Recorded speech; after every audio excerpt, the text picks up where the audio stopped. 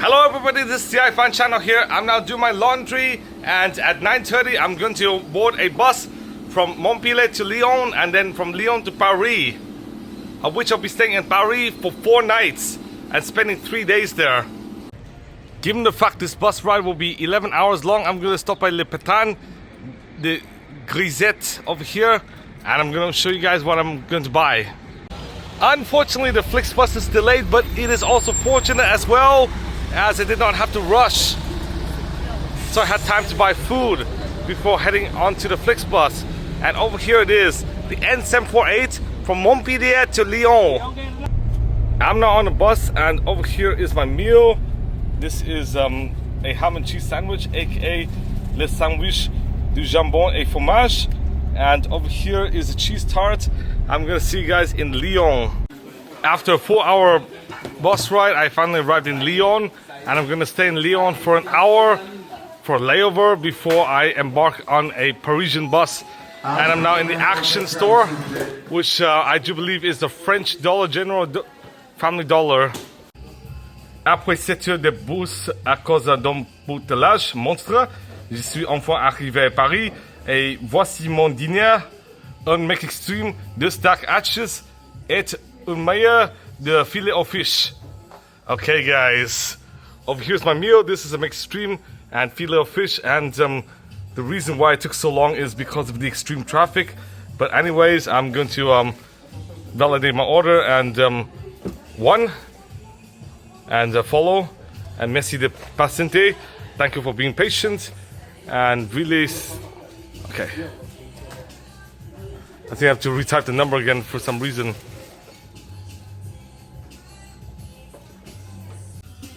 Unfortunately, for some reason, the table service is not working, but here's my order number, 5115, and I'm going to go down and retrieve my order.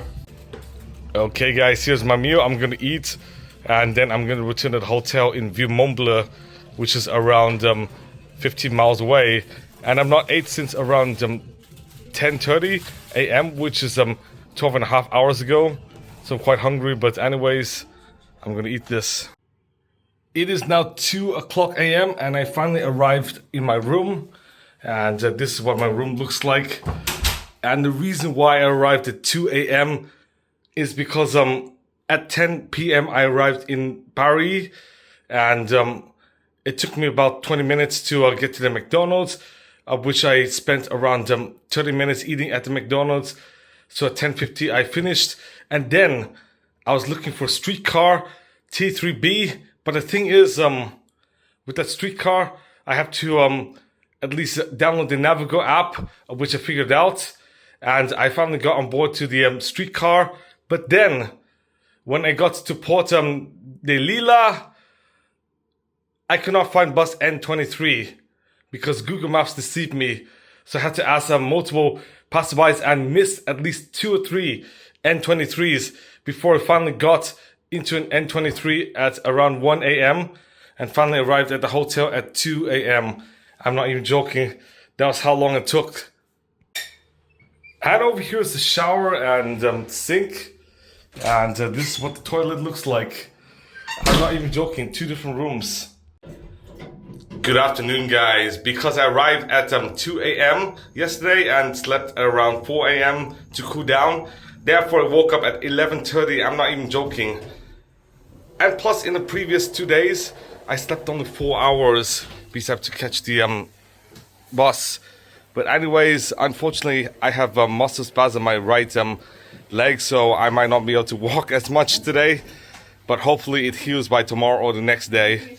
Because I have several muscle spasms over the past few years at home. So I know.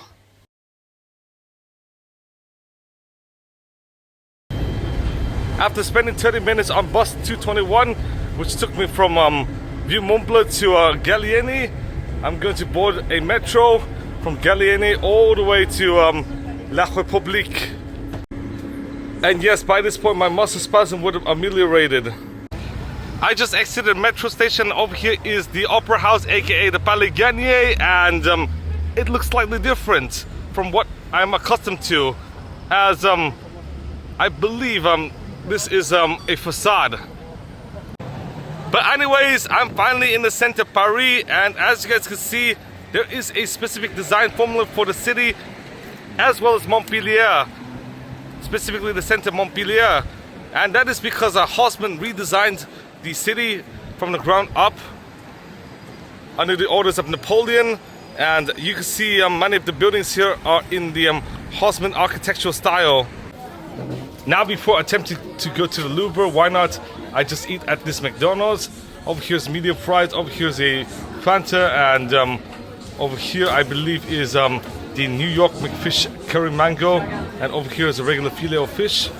And I'm currently here now, close to the Castle of the Louvre, but the thing is, the Louvre is at a very high risk of being sold out, so I might not even be able to walk in, and I have to book in advance. I'm not even joking. But anyways, I paid €14.55 for this whole package. After eating McDonald's, it is now sunny. I'm not even joking. At noon, it is starting to rain, but now it is 2:45 p.m. and the rain has completely stopped. I'm not even joking. It is now sunny. I'm now at the Louvre, and here's some fun facts about the Louvre. The Louvre is the most visited art museum and the most visited museum of any kind in the world, attracting approximately 10 million tourists annually during non-pandemic years. I'm not even joking. 10 million tourists annually. Just put it into perspective. Formerly a royal palace, it now functions as an art museum known for its collection of celebrated paintings collected by the French kings, including the Mona Lisa of Leonardo da Vinci. Even though a quarter of visitors are French, 3/4 are foreigners.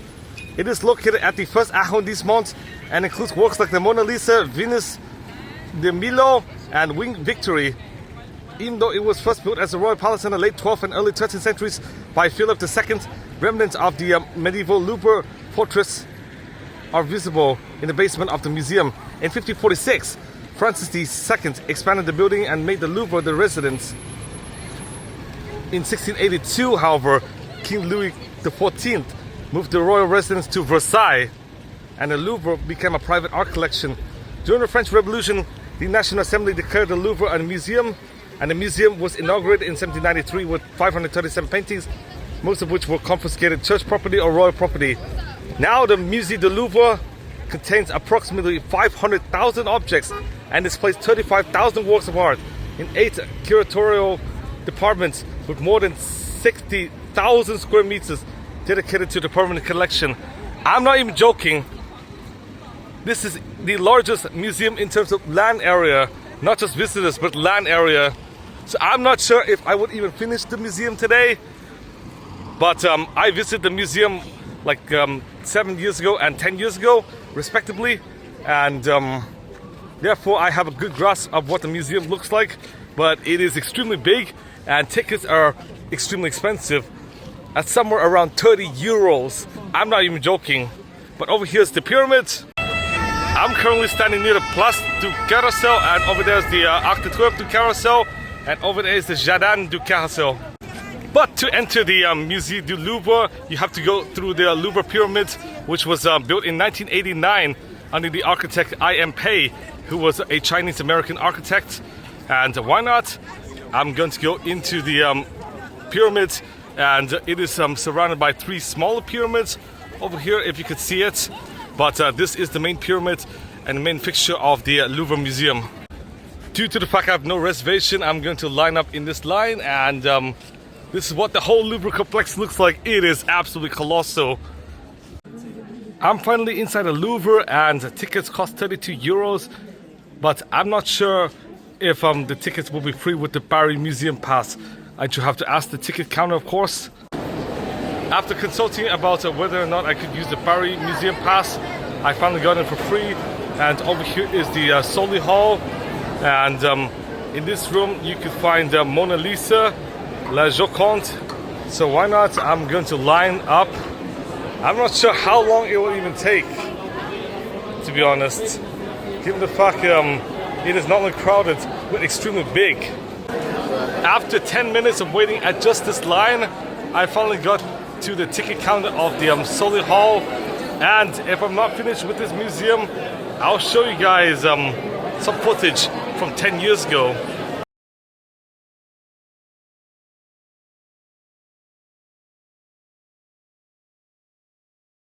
I'm finally into the solid hall. But even within this wing, you see a lot of artwork ranging from the ancient to the Renaissance eras. So why not? I'm gonna start off with Egyptian antiquities.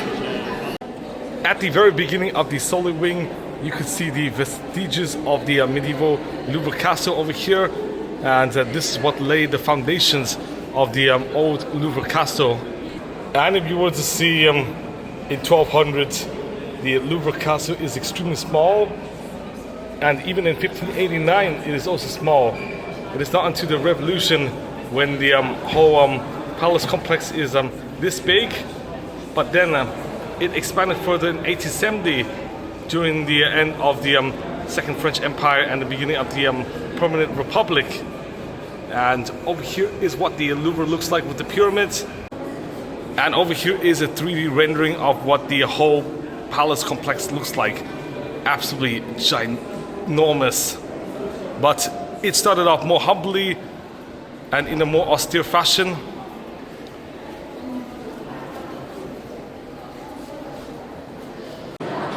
Yes, that means even into the late 16th century, the Louvre castle looked entirely different from what it is today.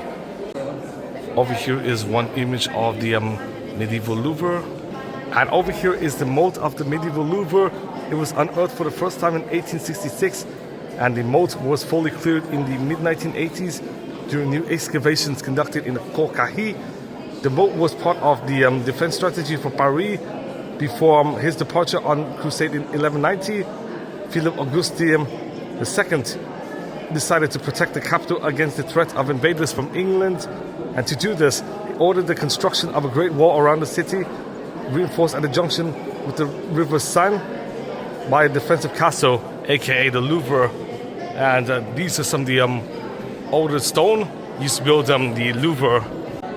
Over here is what the Louvre under Charles V looked like, and by the time Charles V ruled France, the Louvre has lost its defensive function, and it is instead built as a luxurious castle.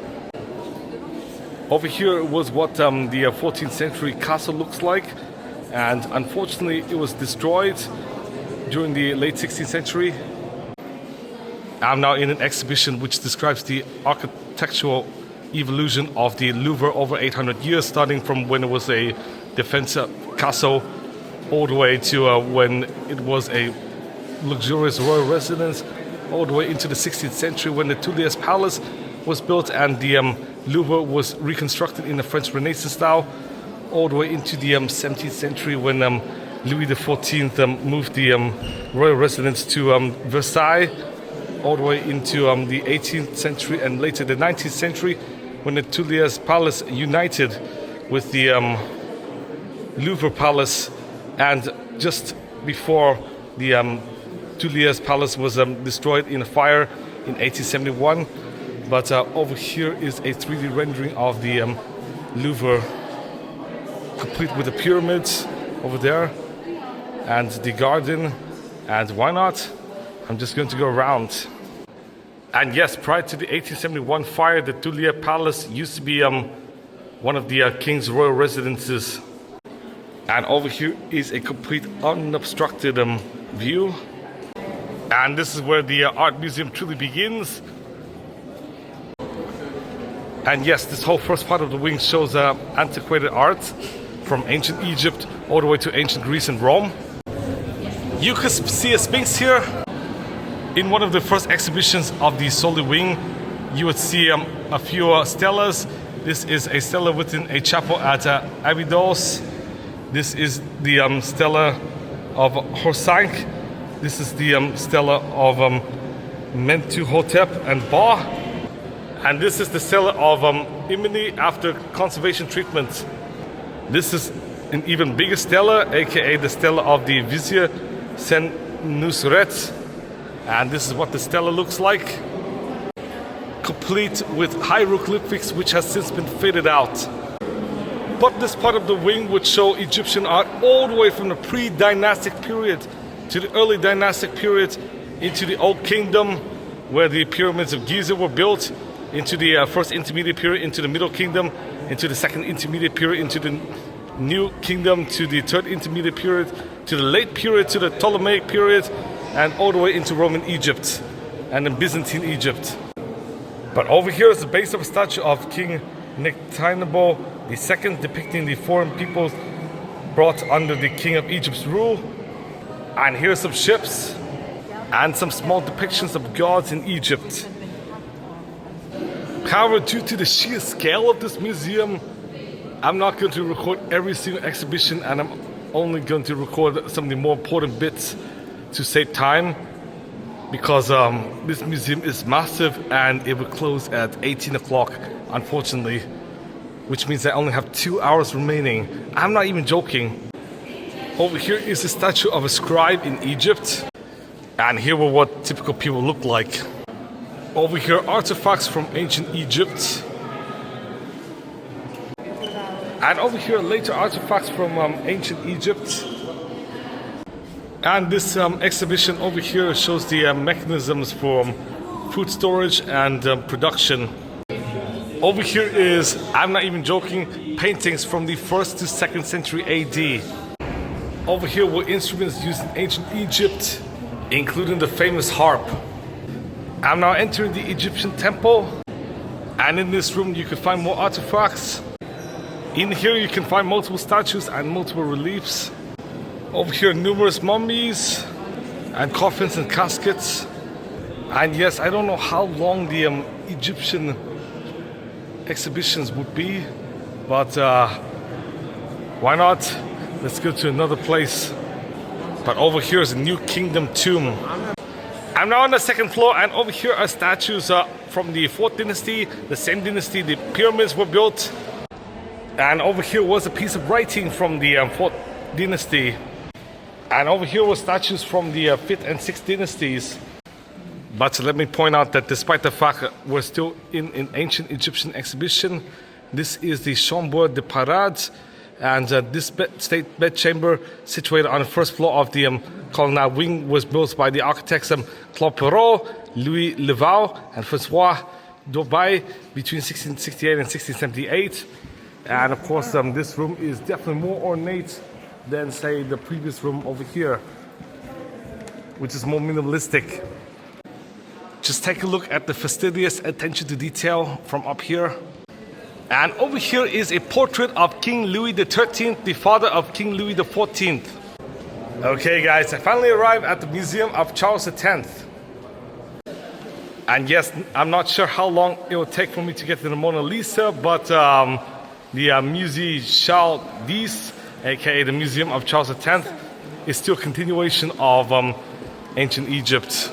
I'm not even joking. And halfway through the Charles X Museum, I finally finished the ancient Egypt collections, and I'm now entering the Greek and Etruscan antiquities collections. And I'm very sorry if even this section will be rushed because of the sheer scale of the museum, but over here are figurines from ancient Greece. A wide array of figurines, in fact. After a long while, I finally finished the Egyptian and Greek antiquities, and I'm going to enter this room over here, which contain French and Italian paintings, the Gallery of Apollo, and if you turn right, you enter the Greek, Etruscan, and Roman antiquities section. In the first room of this exhibition wing, you would find out some ancient Greek, Etruscan, and Roman artifacts, including this, which come from before the Roman Empire during the early days of the Roman Republic, specifically in Sicily, Italy. And yes, many of these artifacts come from the Campania region and Sicily, both of which are crossroads between multiple cultures in ancient Italy. Now, if you don't know, Campania is a region in southern Italy, of which its regional capital is Naples, and it is north of Sicily, an island. Over here are early Roman Republic period figurines and busts, most of which are found in temples in central Italy. And over here are vases and silverware from central Italy during the early Roman period. I'm now in the Henry II room, and this room is located in a wing of the Louvre that was built in the 16th century under the reign of Henry II, the King of France, from 1547 to 1559. It is at the heart of the Louvre Palace in the former King's apartments. And yes, this is what the room looks like. And you can see a lot of ancient artifacts here. And you could also see the outside of the Louvre. Specifically in this room, you would find ancient Etruscan artifacts. And if you don't know about Etruscans, they were dominant in Italy before the rise of Rome. And over here is the map of the Etruscan civilization. And most of our knowledge about its early days comes from places where the dead were buried, necropolises.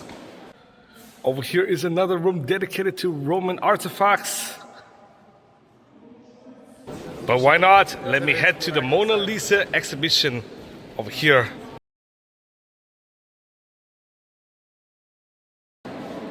I'm now finally at the Gallery of Apollo, and as you guys can see, this room shows a full list of major donators and patrons.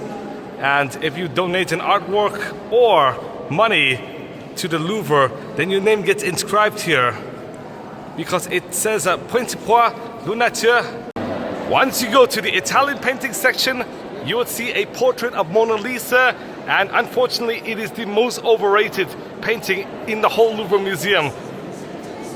Unlike other paintings which could be large, the Mona Lisa is quite small, to be honest. I'm currently in the Italian paintings wing of the Soli wing, and the very first painting you would see is this, which is created by Sandro Botticelli, and it features Venus, the Roman goddess of love, and the three graces presenting gifts to a young woman. And over here is another work by Sandro Botticelli, who is a contemporary of Leonardo da Vinci. It features a young man being introduced by Venus, the Roman goddess of love, to 7 liberal arts: grammar, dialectics, rhetoric, arithmetic, music, geometry, and astronomy. This section features late Middle Ages paintings, and most of which were from the 14th century. And over here is a painting of Saint Francis of Assisi. Over here is a painting of the Annunciation by Bernardo Daddi, and over here is the coronation of the Virgin Mary.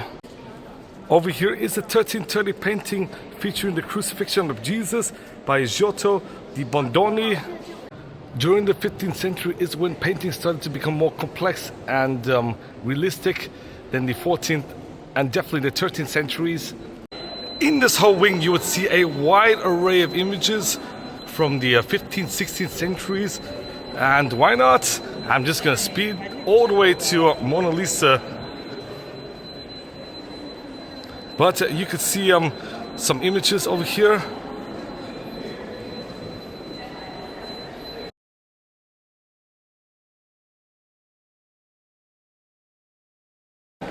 Okay guys, over here is a painting of Mona Lisa.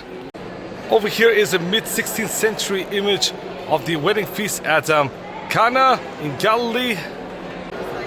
And over here might be Jesus Christ. And yes, Mona Lisa's full name is Lisa Gherardini, but unfortunately the museum is starting to close.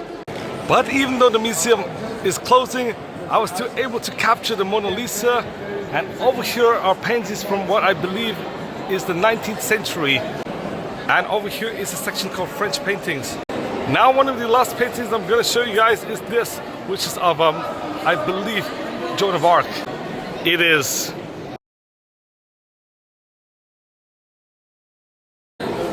But unfortunately, due to the fact the Louvre closes at 6, therefore I haven't even finished the Soli wing, let alone visited other wings of the Louvre. It is just that massive.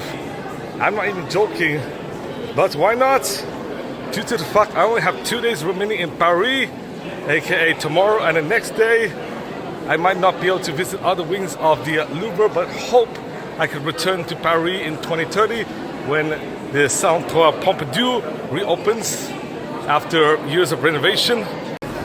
But over here are the hours to the Louvre Museum. if you're curious. That means it effectively takes half a day to 1 full day to finish the Louvre. I'm not even joking. Unfortunately, I exited the Musée du Louvre, and even though it is expensive and the closing time is at 18 o'clock in most days except for Wednesdays and Fridays, I do believe it is very much worth it because it includes thousands upon thousands of paintings and artwork ranging from antiquity all the way into the 19th and 20th centuries. I'm not even joking, it even includes Mona Lisa as well. So if you have the museum pass, it is very much worth visiting. But yes, this museum is definitely grand, and why not? I'm going to compile some of my teenage videos and show you guys if it is worth it. Otherwise, if it's not worth it, then there's going to be a description section right after this clip that shows I'm not going to be including these videos. But over here is an equestrian statue of Louis XIV, and I'll show you guys what the Louvre looks like before the pyramid was built. Over here it is, and the thing is, there used to be entrances at the surface instead of below the pyramid. Now, due to the fact the Notre Dame Cathedral was closed at 1930, I'm going to show you guys a look at the entrance of the Tuileries Garden. And the Tuileries Garden is a public garden between the Louvre and the Place de la Concorde in the first arrondissement in Paris. And it was created by Catherine de Medici as a garden of the Tuileries Palace in 1564. And it was opened to the public in 1667 and became a public park after the French Revolution. It covers an estimated 25 hectares, and it is one of the most iconic parks in Paris. And during the 2024 Summer Olympics and Paralympics, it was the site of the Olympic and Paralympic cauldron. And yes, I might go there later after visiting the Notre Dame. But anyways, I'm very close to the Notre Dame Cathedral. I'm going to go in, show you guys what it looks like inside, and then describe to you guys the facts about the Notre Dame Cathedral. Over here is the Notre Dame Cathedral. It has been reopened to visitors 1.5 years ago due to a fire 7 years ago, which destroyed part of the cathedral. But why not? I'm going to go in and show you guys around. But here's what's funny. Despite the fact the Notre Dame Cathedral has opened after 5 years of renovation, guess what? The Notre Dame Cathedral Basilica of Saigon and Ho Chi Minh City is still in renovation and has been closed for longer and earlier than the Notre Dame Cathedral in Paris.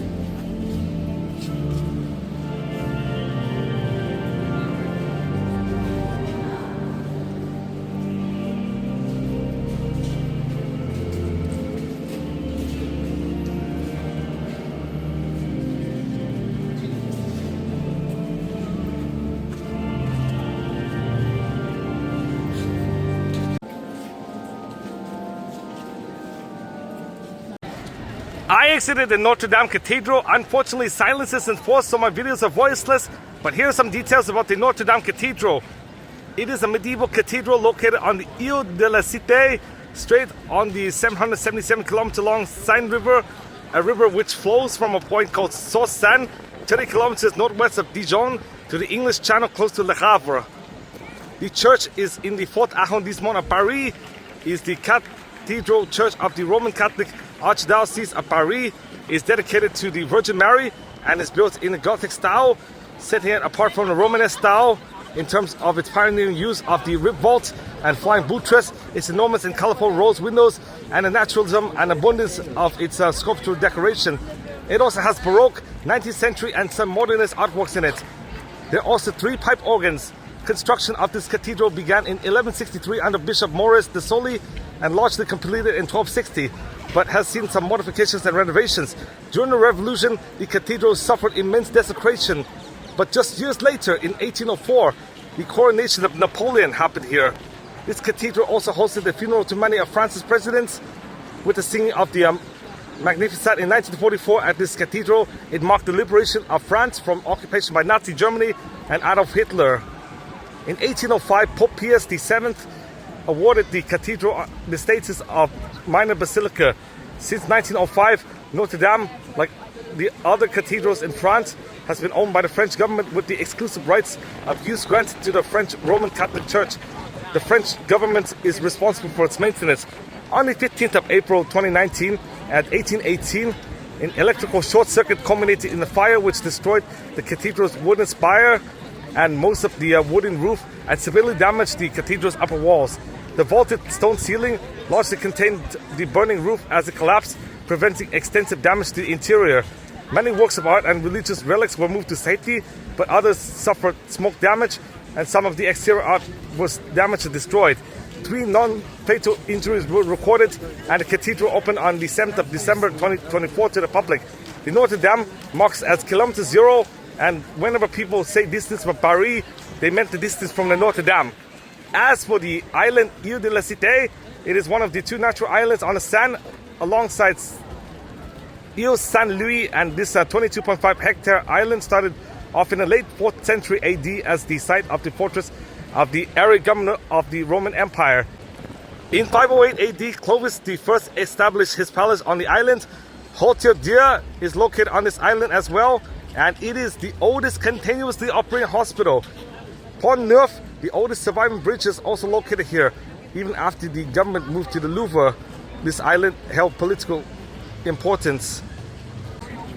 Adjacent to the cathedral is Hôtel Dieu, aka God Shelter, and tradition has it that the hospital was founded by Saint Landry in 651 AD, but the first official record dated to 829, making it the oldest in France and possibly the oldest continuously operating hospital in the world. I'm not even joking.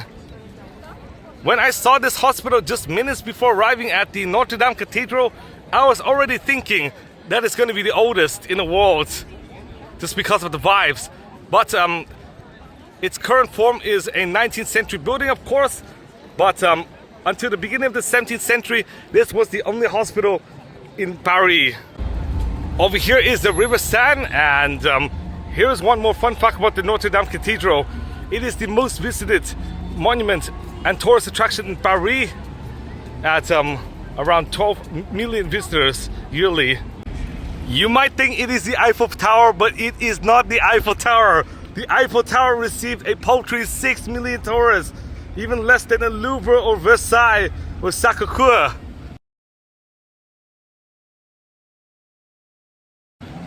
But these, of course, stats from 2017, so it depends year by year.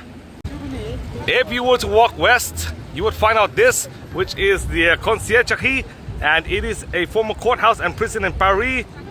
And it was originally part of the former royal palace, the Palais de la Cité, which also included the 13th century Sainte-Chapelle, which is a chapel. I might visit that chapel tomorrow or the next day. And 2 large medieval halls remain from the royal palace. But during the revolution, 2,781 prisoners, including the notorious Marie Antoinette, who was the spouse of Louis XVI, were imprisoned, tried and sentenced at the conciergerie and then sent to different sites to be executed by the guillotine. Yes, both Louis XVI and Marie Antoinette were killed by revolutionaries by the guillotine. In fact, they were executed just months apart from each other in 1793. Here are some fun facts about Marie Antoinette's arrest. She was arrested on the 3rd of August 1792 and was held in the Temple prison with her family. And then she was transferred from the Temple to the conciergerie like a year later and was confined in a single bed cell on the ground floor overlooking the women's courtyard. And she was not allowed any writing instruments and was continually watched by 2 gendarmes. And fun fact, after several unsuccessful plots to free her were discovered, she was transferred to a different cell where the current memorial chapel was located and held there for 44 days. She was questioned in her cell and was charged with 3 crimes: collusion with Austria, excessive expenditure, and opposing the revolution. Another charge, having incestuous relations with her son, was added during the trial. And then she was executed by guillotine just months later, close to the end of 1793. Marie Antoinette was then executed at the Place de la Concorde, or what was called the Place de la Révolution. And in 1794, the year after Marie Antoinette's death, the more moderate revolutionaries, fearing their own safety, turned against Maximilien Robespierre and other radical leaders, and Robespierre was then arrested, which he then attempted to commit suicide, but he was sent to conciergerie, was given the same cell as Marie Antoinette, and was executed by guillotine on the 28th of July in 1794. And yes, Robespierre was one of the leaders of La Montagne, which was a radical political party, and he presided over the Reign of Terror, which killed thousands of people in France during the revolution. At the conciergerie during the revolution, 2/3 of its prisoners who were tried were sentenced to death. I'm not even joking. And during the peak of the Reign of Terror, 80% were sentenced to death. And over there is the Pont Neuf. And if you were to go further west, you would find the Place de la Concorde, which was also where Robespierre was executed. It was not just Marie Antoinette, it was also Maximilien Robespierre. Due to the fact I'm hungry and I sort of need the restroom, therefore I'm gonna stop by Au Petit Crêpe over here. And I'm not sure if there are any tables or not, but I'm also kind of thirsty as well. Over here is my meal, La Galette Châtelet. I'll show you guys when it comes. And over here it is, my meal. I'm going to eat this and go somewhere else. I finished eating and I'm now on the Rue de Rivoli, and over there is the L'Hôtel de Ville. I'm now waiting for a bus and I'll show you guys where I'll be at. I arrived at the Eiffel Tower. Unfortunately, because it is starting to get dark, taking any photos and videos, especially if the lights are turned on, are illegal without explicit permission from the owner of the operation. That is because there has been a continuous light show since 1985, and given the fact it is protected by copyright law and not in the public domain, it is illegal, and I cannot record footages of the Eiffel Tower at night with the lights on, without my video getting demonetized or removed. But anyways, here are some fun facts about the Eiffel Tower, and it is very lucky that the lights are not on, so I can still record some footage to show you guys what the Eiffel Tower looks like. This lattice tower was named after its engineer Gustave Eiffel, and it was built in 1889 for the centennial anniversary of the revolution and as a centerpiece for the 1889 World Fair. One of the architects was Stephen Sylvester, and it was made of wrought iron.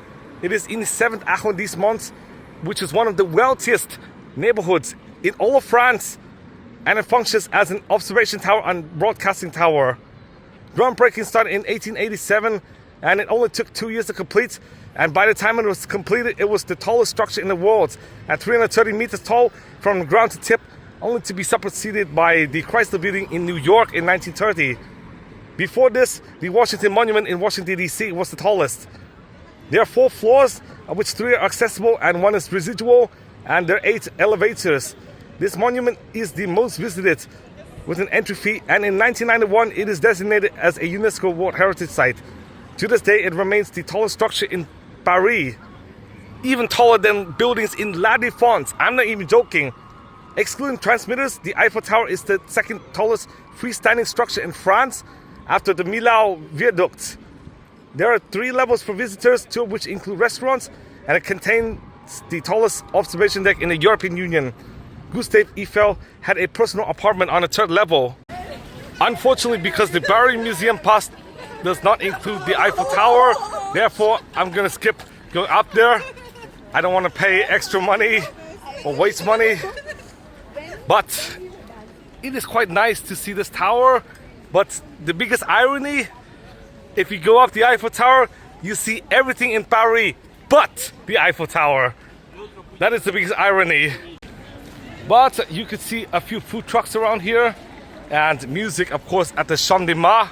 I'm now waiting for bus 30 to take me to the hotel. And here it is. But unfortunately, I could not record any footage of the Eiffel Tower this time because the lights are not on.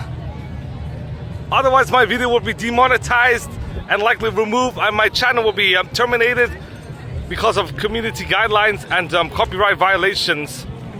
After a while, because I haven't seen bus 30, I'm gonna take Metro 9 instead. After another late night at a hotel, I finally woke up and I'm now at the commuter rail station.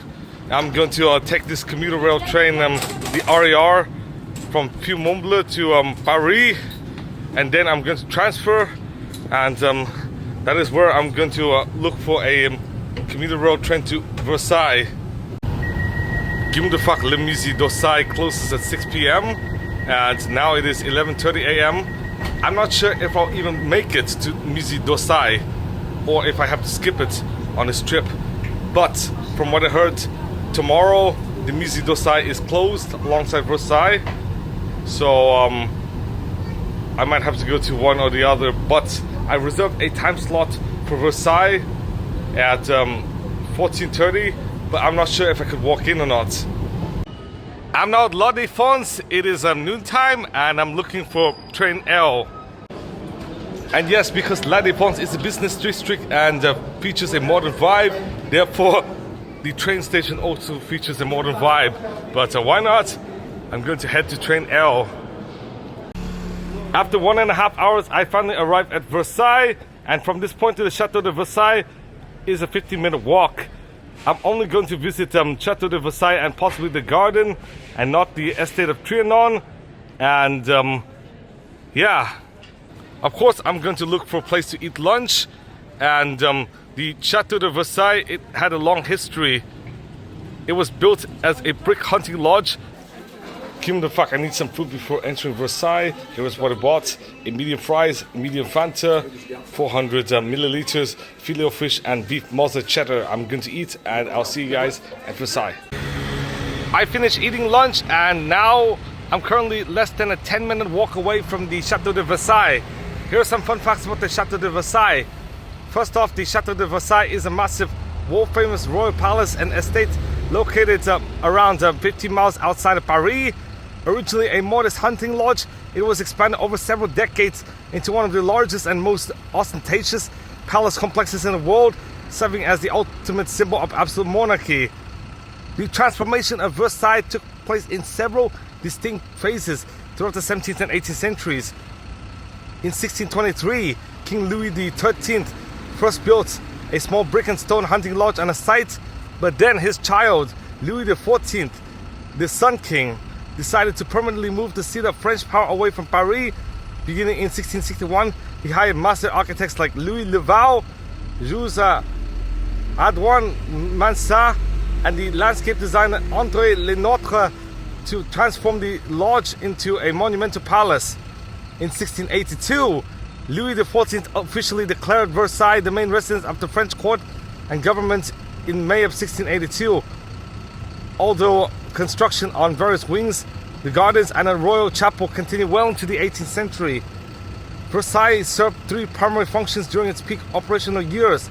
It served as the seat of government and political control, a tool to domesticate the aristocracy, and the ultimate cultural stage.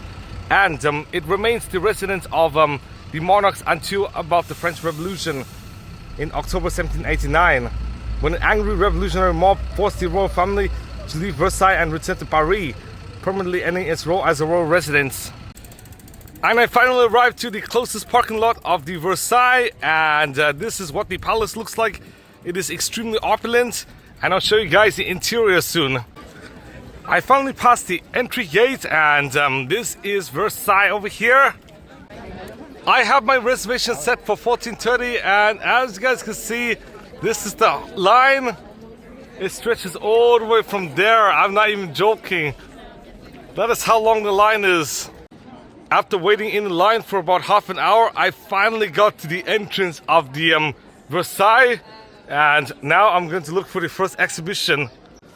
I'm currently at the courtyard now. This is the marble courtyard, and out there is the royal courtyard. And if you were to go in here, you would find out the apartments of Louis XV's daughters. And why not? I'm going to show you guys inside this room, which contains 18 statues.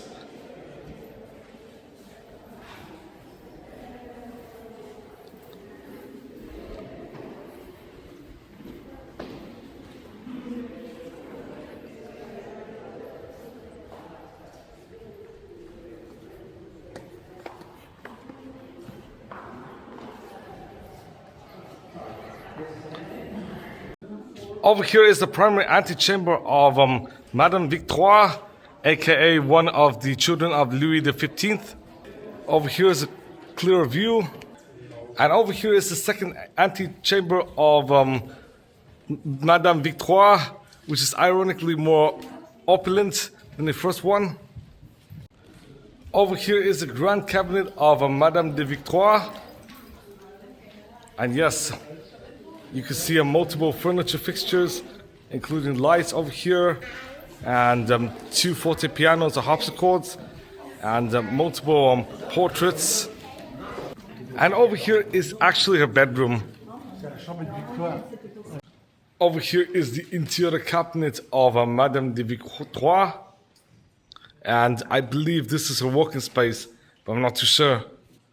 And of course, the royal family devour tons of books, as this is a bookshelf. And over here is the interior cabinet of Madame Adelaide. And this is, I believe, where Madame Adelaide walked. Over here is Madame Adelaide's bedroom. Over here is the grand cabinet of Madame Adelaide, which includes her playing the harp over here, and a small house-size pipe organ.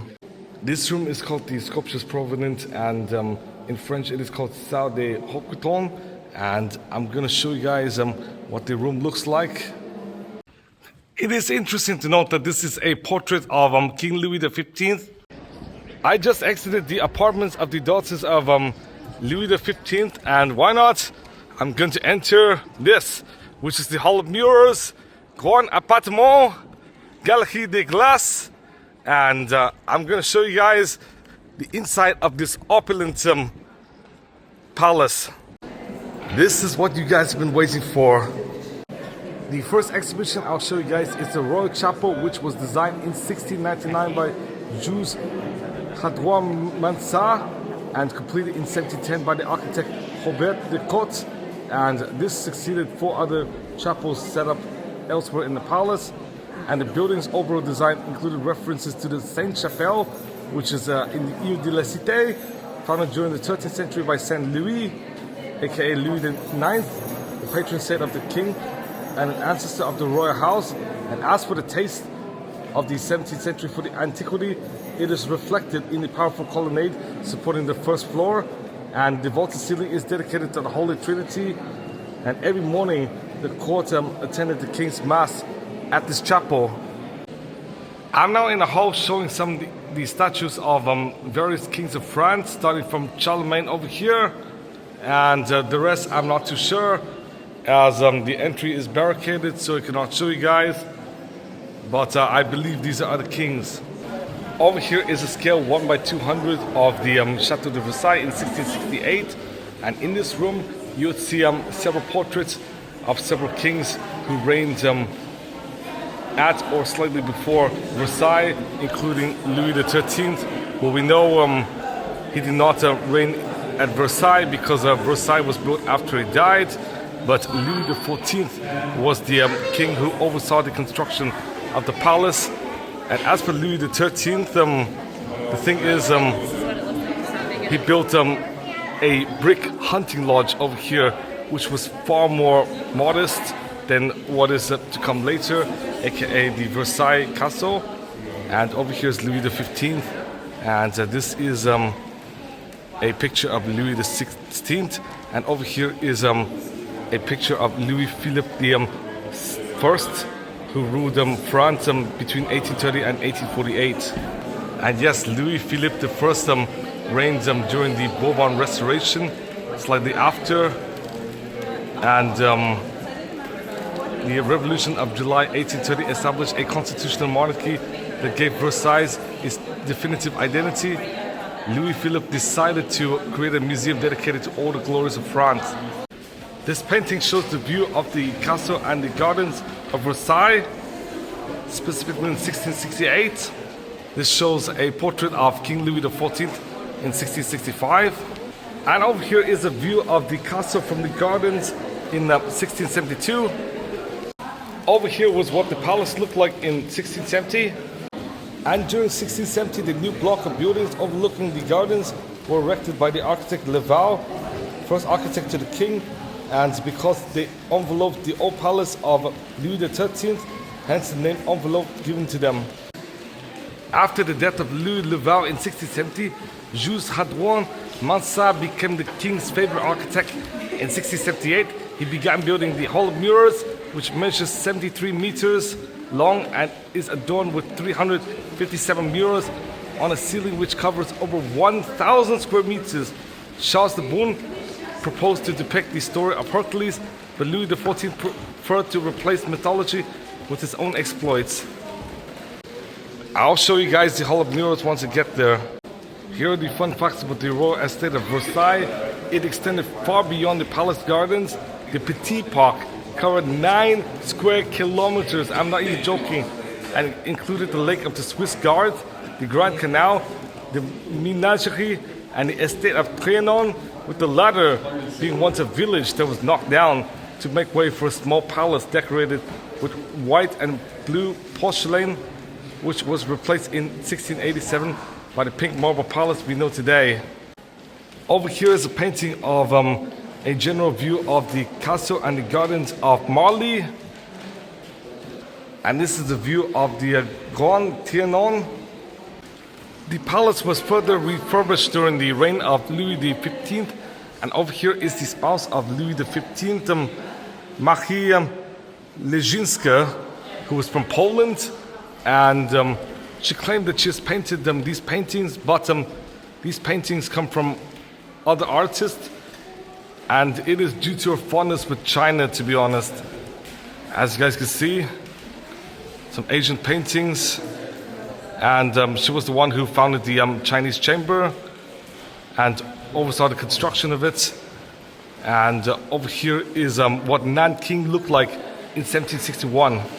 Many of these artworks were painted by people like Coqueret, Fedor, Laroche, Prévost, and Jorat. Now we make it to the room depicting Louis XVI, and the thing is, despite the fact his reign was shorter than his predecessors, the thing is, it is particularly important because he presided during the French Revolution. In October 1789, the palace was invaded and was soon emptied and badly looted. Most of the furniture was sold, and the most symbolic royal items such as beds, thrones, and coaches were destroyed. Emperor Napoleon I was unable to settle there and only modified the Trianon palaces. And during the restoration of the monarchy between 1815 and 1830, the palace was used sparingly. It was Louis Philippe, the guy who ruled from 1830 to 1848, who found the final solution by turning it into a palace museum dedicated to all the glories of France, inaugurated in 1837. And yes, you heard it correctly. 1815 to 1830 marked the Bourbon Restoration after Napoleon's downfall. When King Louis Philippe ascended to the throne after the revolutionary days of July 1830, he was given the royal residences, including Versailles, which had not been lived in by a sovereign since 1789. he was uninclined to live there and turned the palace into a museum recounting 14 centuries of French history from the reign of Clovis in the late 5th century to his own accession in 1830. And over here is a painting of King Louis Philippe riding a horse. And the aim of Louis Philippe's Versailles project was to restore and perpetuate the splendor of the palace under Louis XIV. Every space in the historic galleries was redecorated in a style from that time in order to transport the visitors straight back into history. I'm not even joking. So when you go into the Hall of Mirrors, you will see the Hall of Mirrors as it was during the 17th century. And over here is King Charles VII, a 15th century king. And over here is Philippe de France, Duke of Orleans. Here's one important note. The Hall of Mirrors was where the Treaty of Versailles was signed. Yes, the Treaty of Versailles, which culminated in the founding of the Weimar Republic and the culmination of Hitler's vengeance against France. And with the Treaty of Versailles, many Germans did get angry, especially during financial crises such as in 1923 and 1929, which culminated in them voting for extremist parties such as the Nazis and Communists, which facilitated Hitler's rise to power. I finished with the first floor, and why not, I'm going to go to the second floor over here, which show a grand portrait of Louis XIV, and I believe this is where the Hall of Mirrors are. The first exhibitions in the second floor show the apartment of Louis XIV, and over here is a portrait of King Henry IV. Over there is Louis XIII riding a horse. And finally, this is a childhood portrait of Louis XIV. I'm not joking. I nearly mistaken this for female. But yes, this is what the interior looks like. Quite opulent. And this is unambiguously a portrait of Louis XIV. In this room you can see many portraits, including those of Louis XIV himself and other royal members and associates. And in this room over here you can see Louis XIV and a few of the paintings of his relatives and children over here. I believe so, but I'm not too sure. Okay guys, I'm gonna show you guys who these portraits represent. Over here is Louis XIV. Over here is James Fitzjames. Over here is of Louis Auguste d'Albert d'Ali. And down here you would see Philip of Orleans. And this is Louis XIV. And over here is Louis the Dauphin of France, aka the son of Louis XIV. Over here. And unfortunately, because his child died in 1711, therefore Louis XIV still held the throne, and once Louis XIV died in 1715, the throne got passed down all the way to Louis XV, the great-grandchild of Louis XIV. Given the fact that Louis XIV rooms are over there, I exited the Louis XIV rooms and I finally arrived at the state apartments, and it is incredibly opulent. Just take a look at the fastidious attention to detail. I'm not even joking. And I'm not sure if this is really 24 karat gold, but I have to check. But fun fact, from here, you could also see the chapel as well in more detail, especially with the frescoes on top. Over here is the Hercules room, and you could see a wooden fireplace. And yeah, this room is incredibly ornate as well, with a huge painting and a fresco up there. And why not, let me head over to the Hall of Mirrors. I'm now inside the Venus room, and it is the main entrance of the Grand Appartement in the reign of Louis XIV. And for evening receptions, tables were set up with silver bowls holding fresh fruits and crystallized fruits. And this is what the room looks like. Just like every other room in this wing of the palace, it is ornate. And over here is a fresco. I'm now at the Salon de Diane, and over here you can see three busts. At the very middle is a marble bust of Louis XIV, and on the left and right you can see Diane. I'm not sure if these two are the same Dianes or if they're two different ones, but over here is what the room looks like. complete with frescoes and paintings. And this room is the Salon de Mars.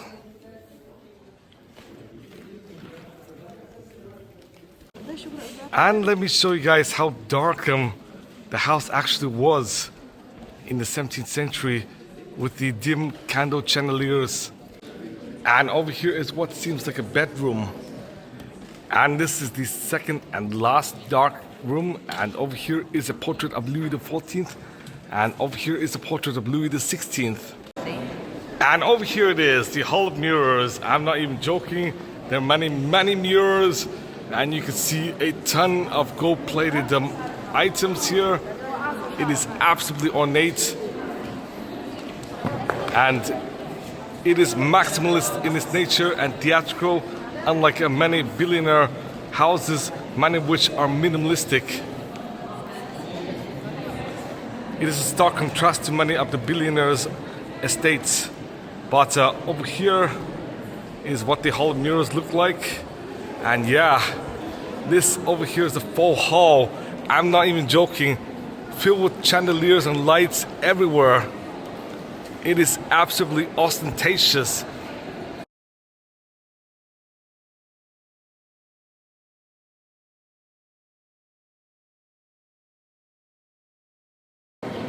I'm at the other side of the Hall of the Mirrors, and because of slight foot traffic, it took me 90 seconds to walk through the whole length from there to here. I'm not even joking. This is the complete opposite of minimalistic. It is completely maximalist to its brim, filled with statues, chandeliers, and everything. So why not? I'll show you guys some smaller details. The Hall of Mirrors is also adorned with a massive fresco paint over here, which could rival the Sistine Chapel. Funnily, this is what I actually learned from Gemini. The gold you see at Versailles is real gold, but it is generally not 24 karat gold, nor is it solid gold.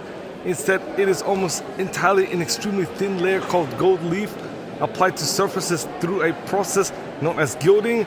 And for the vast majority of the palace, including the Hall of Mirrors, the ornate wood paneling, the iron gates, and the roof decorations, gilders traditionally use 23 karat gold, often specifically called Versailles gold in the industry today, measuring around 95 to 98% pure gold or 22 karat gold. I'm not even joking.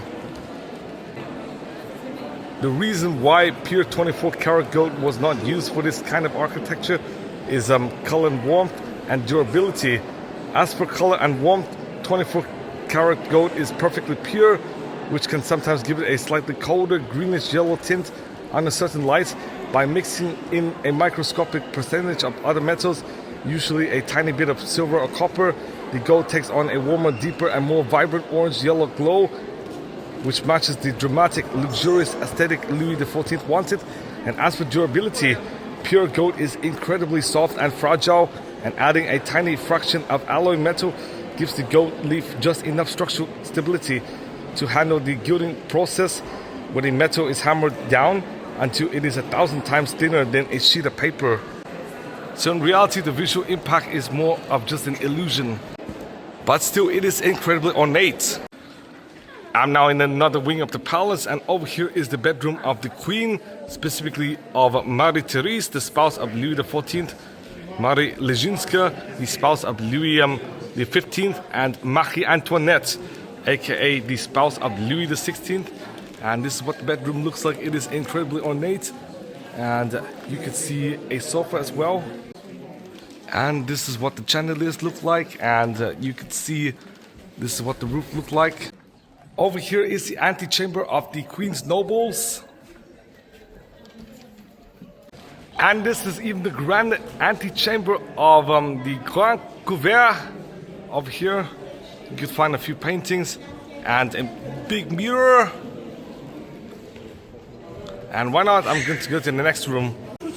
I'm currently at the coronation room, and this room, once the second chapel of the palace, became the great guards room for the king and queen until the revolution. And during the reign of Louis Philippe, it was refurbished to honor the memory of Napoleon Bonaparte, the first consul and subsequently emperor. And over here is a picture of Napoleon I. And this is a younger image of Napoleon I. Here's a clearer view. And this is an extremely iconic image as it shows the coronation of Napoleon. And yes, this room is incredibly grand. This room shows the portraits of all of the major French military leaders and generals and personnel during the late 18th and early 19th centuries. As you guys can see, the number of portraits is exhaustive. And why not? I'm going to go into another room. And this room depicts the gallery of battles. As soon after taking the throne in 1830, King Louis Philippe I decided to restore the Palais de Versailles, transforming it into a museum of French history known as the Historic Galleries of Versailles. Unfortunately, the palace is closing, but I'm currently in the Gallery of the Battles, and over here is the very first one from Clovis I, and it goes in a clockwise fashion like this until you hit the end, and then you return, and over at that end is Napoleon. I'm not even joking. I'm going to leave the palace and go somewhere else. At the very center of this, aka at the end of this hall, is a Valenciennes Puy d'Assault under King Louis XIV. And yes, because the palace is closed, I do have to leave. So over here is the exit. I exited the palace, and here's one misconception I've been internalizing for months and years on end. In fact, the brick hunting lodge was not even destroyed at all. In fact, instead of it being destroyed, the brick hunting lodge formed as the centerpiece of the chateau, with the castle being expanded from a humble brick hunting lodge to this. And as you guys can see, it is insanely opulent. I'm currently at the gardens now, and the gardens cost 16 euros. But if you were to go after 7 p.m., it is free. But now it is 1 hour away from 7 p.m. So I'm not sure if it's worth it to enter the gardens. But I visited the gardens 10 years ago. So I might show you guys a footage from 10 years ago if it's worth salvaging. But over here is the faux palace, and over there is the garden. Unfortunately, in the early to mid 2010s, despite the fact I've been fluent in English ever since I was 5 years old, the thing is, during my teenage years, YouTube was effectively just a side project, not even a project at all. I just made videos for fun and uploaded them, and unfortunately the vlog from 10 to 15 years ago was in 720p, so the quality might be absolutely atrocious and the video itself might be extremely primitive. But yes, I still have the video footage on my external hard drive, and I might show it to you guys.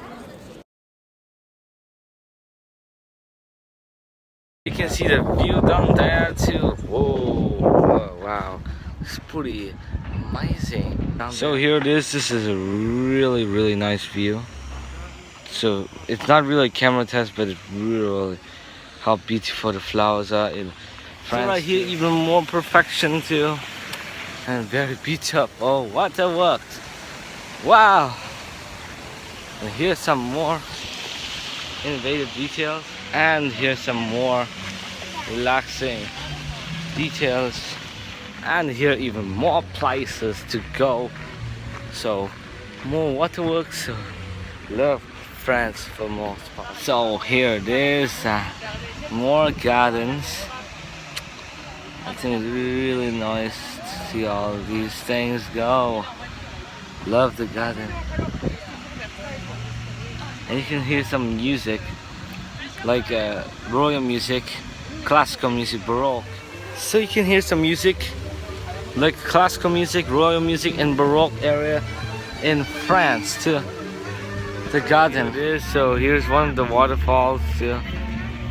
So here it is. Oh yeah, it's so beautiful.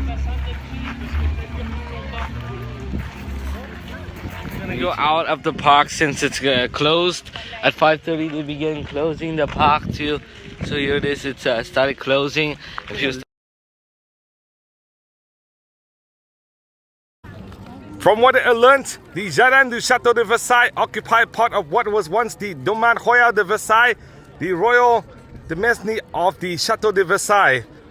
Situated to the west of the palace, the gardens cover some 800 hectares.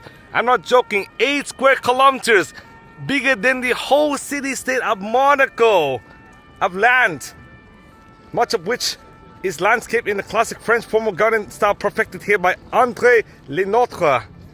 To put the scale into perspective, it is not only significantly bigger than the Vatican, it is 4 times bigger in land area than Monaco. That meant the garden is incredibly massive, but why not? I'm going to visit Paris Central now. After leaving the Château de Versailles, I'm now heading to the Sacré Cœur, which closes at 22:30.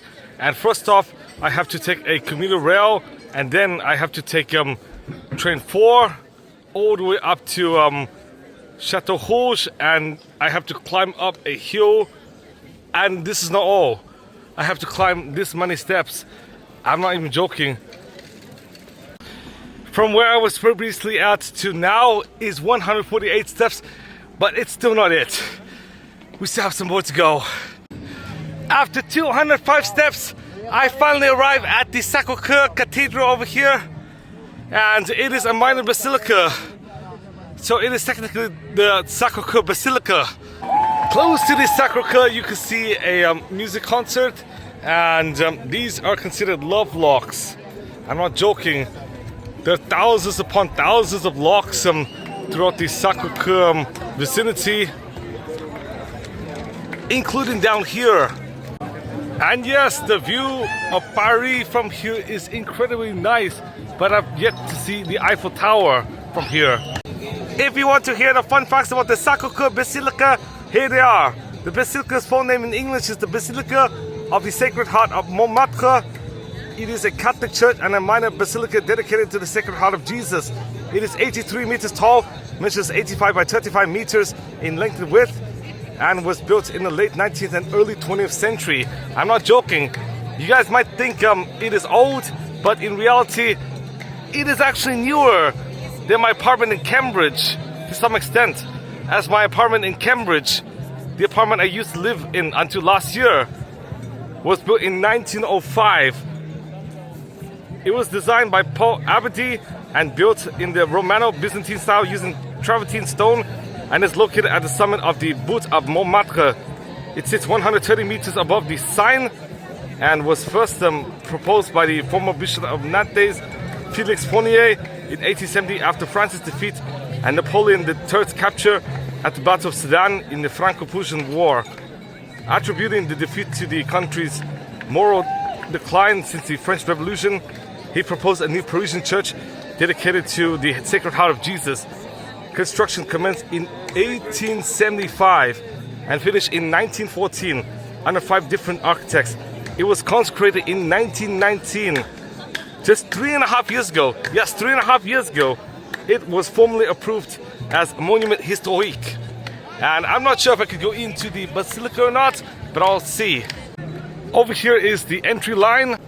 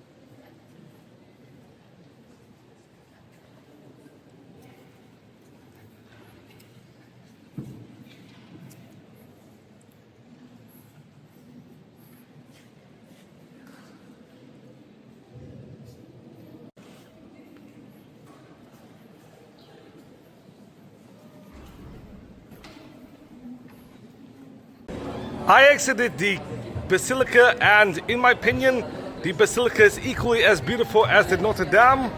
And in there, you could see several chapels and the construction start and construction end date. But alongside Versailles, d'Orsay, the Louvre, the Eiffel Tower, and the Notre Dame Cathedral, the Sacré Cœur is one of the most popular tourist destinations in all of Paris. After exiting the Sacré Cœur, I had a contentious debate, and I decided to go to the Arc de Triomphe to look at the Eiffel Tower instead of another viewpoint. That is because the Arc de Triomphe observation deck is included in my museum pass. So I'm now entering this train over here, and I'll take 9 stops before ending up at the Arc de Triomphe. I'm now at the Arc de Triomphe, effectively the end terminus of the Champs-Élysées, the avenue I'm currently standing in now. And 12 streets are connected to this roundabout or rotary, making it one of the more complex traffic circles out there. Its full name is the Arc de Triomphe des Étoiles, and it is located at the center of the Place Charles de Gaulle, formerly known as the Place de l'Étoile, because of the star-shaped configuration formed by the convergence of 12 radiating avenues. The arc is situated at the intersection of the 8th, 16th and 17th arrondissements, commissioned to honor those who fought and died for France during the French Revolution and the Napoleonic Wars. The arc bears the name of French victories and generals engraved in its inner and outer surfaces. Beneath its vault lies the tomb of the unknown soldier from World War I, marked by an eternal flame commemorating unidentified fallen soldiers. It is built in a neoclassical style, was built between 1806 and 1836, and is 50 meters tall. There are 4 architects involved, including Jean-François Charruin, Louis-Robert Ghost, Jean-Nicolas Rouillot, and Guillaume Abel Bluot. The Arc de Triomphe was the tallest triumphal arch until the completion of the Monumento a la Revolution in Mexico City in 1938, which is 67 meters tall. The Arch of Triumph in Pyongyang, which is in the DPRK, completed in 1982, is modeled on the Arc de Triomphe and is slightly taller at 60 meters. Yes, it was built under the Kim regime. I'm not even joking. The Grand Arch in La Défense near Paris is 110 meters high, and if considered to be a triumphal arch, is the world's tallest. I'm not even joking. This could be superseded by another triumphal arch just a few kilometers away, which is absolutely intriguing, to be honest. One of the most famous streets which intersect the rotary is the Champs-Élysées. It is a 1.9 kilometer long avenue and 70 meter wide avenue in the 8th arrondissement, and it runs between the Place de la Concorde and the Place Charles de Gaulle, and it was completed in 1670. It serves as the finish of the Tour de France cycling race and for its annual Bastille Day military parade. The name is French for the Elysian Fields, the place for dead heroes in Greek mythology. It has been described as the most beautiful avenue in the whole world, and at the Champs-Élysées you can see luxury shops, theaters, cafes, boutique restaurants, hotels, you name it, as well as the very famous Place de la Lafayette, which is an extremely luxurious shopping mall, and over there is a Cartier, which would reopen this summer. So why not? I'm going to climb the Arc de Triomphe. I'm now at the center of the rotary where the Arc de Triomphe stand, and yes, it is an arduous crossing, as I had to take a look at all the cars and be hyper vigilant before finally running and crossing, because if I made a mistake I could easily be injured. But over here is the Arc de Triomphe in more detail. You can see a few reliefs here, and I believe down there is the tomb of the unknown soldier. Over here it is. Ici repose un soldat français mort pour la patrie. And here you could see engravings of names and battles. Even more here. But anyways, I'll find an entrance and show you guys what the top looks like. but over here it is. Now, if you were to look down, you would see several major dates, including the World War I armistice of 1918, the proclamation of the Third Republic in 1870, the Korean War, the combat of Tunisia and Morocco, World War II and the French resistance. And yes, Charles de Gaulle was exiled to the UK and lived in exile during World War II before he returned to France after World War II because Adolf Hitler occupied Paris. And that is not all, because there was a puppet government called Vichy France, ruled by Philippe Pétain, down in the south during that same time period. And over there is the La Défense business district. Over here is in homage of the students of France who defy the Nazi occupation army. This shows the Vietnam War. And this whole passage was written just 4 days after Nazi Germany occupied Paris. And yes, there was a notorious image of Hitler standing in Paris close to the Eiffel Tower. And he also visited Les Invalides where Napoleon was buried. It is 22 o'clock and it took me 195 steps just to get from the ground to here.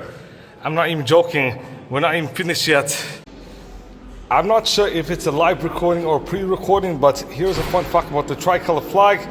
It is hosted under the Arc de Triomphe about 15 times a year for national days of commemoration, including Bastille Day, Veterans Day, and VE Day, aka the day World War II ended.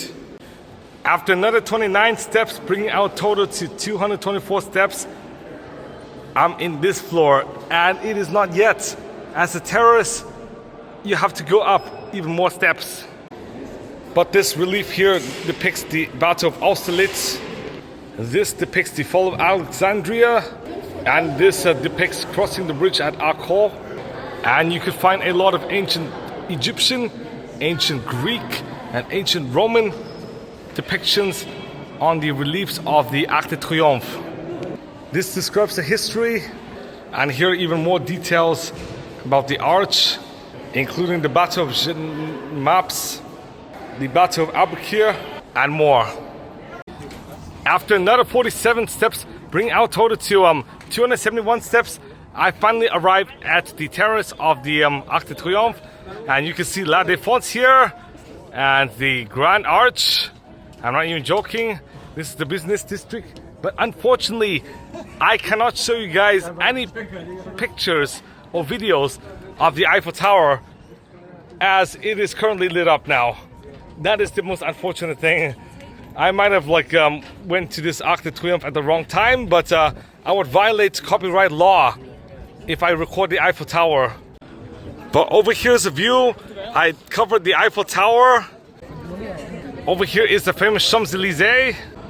And you could see a very good view of Paris from here, but fearing litigation, if I ever film the Eiffel Tower at night, I'm going to go down now. But anyways, you can see a legend, especially if it's bright.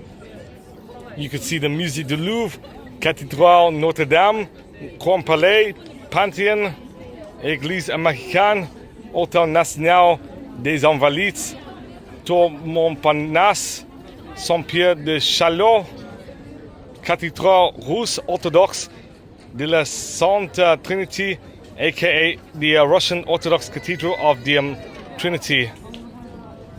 Le Tour Eiffel, and you can see Bois de Boulogne, Mount Valérien, Fondation Louis Vuitton, and Grand Arche et Quartier de la Défense. After 274 steps, I finally descended to the ground. After taking the commuter rail and a bus, I finally arrived at Horny-sous-Bois, and I'm going to take a 10-minute walk to the McDonald's at John F. Kennedy Street, which is about a 10-minute walk away from Ibis Budget Puis Mumble. So why not? I'll see you guys at McDonald's. Unfortunately, due to the fact McDonald's only accepts drive-thru as it is after midnight, I'm ordering delivery, and this is the restaurant I ordered at, So Tasty Kusti, and I paid 18 euros for the meal. What's so fortunate was that Uber Eats did give me a free trial for Uber One. So I was able to purchase the meal. Otherwise, I would pay an exorbitant amount of money. And I absolutely loathe ordering for delivery. But here is what is lucky about ordering in Europe compared with the US.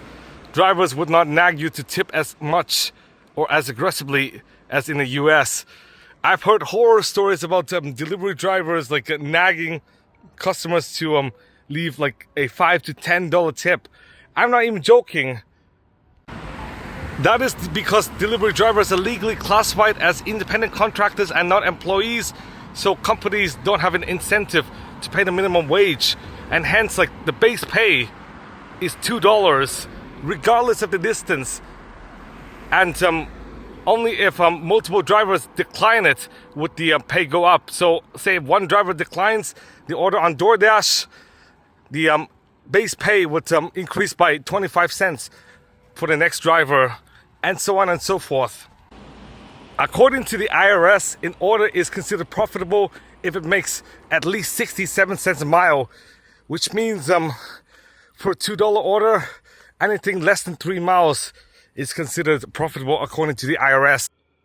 After a while, I finally got my meal over here.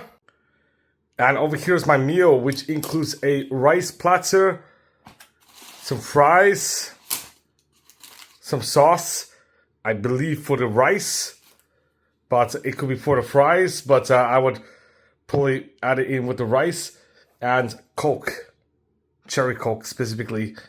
I'm going to eat, and then I'm going to see you guys tomorrow.